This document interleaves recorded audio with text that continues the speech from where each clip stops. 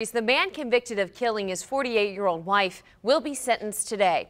Wilford Chason pleaded guilty to second-degree murder in the death of Jennifer Herbert.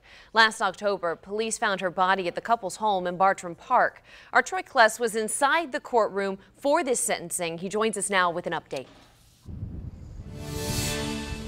Good afternoon, Katie.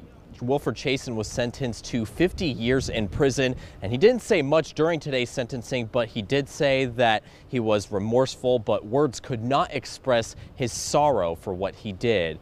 Now, we did get to learn a little bit more about the victim, Jennifer Herbert, through a letter that was read in court today. The letter was written by Jennifer Herbert's mother, Diane, who says that she could not be in the courtroom today.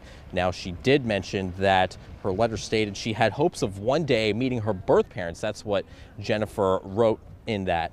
Now, Herbert also said that her daughter was an advocate for kids with juvenile diabetes. She loved helping kids and taking care of her 5 cats that she owned. Herbert had aspirations to become in real estate, but her mother says that Wilford Chason took that away from her.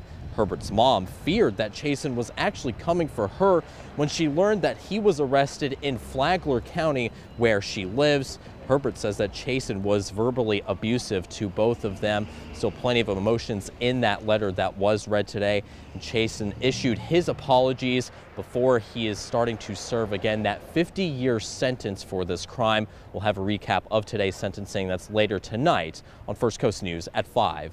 But for now, live at the Duval County Courthouse, Troy Kless, First Coast News, on your side.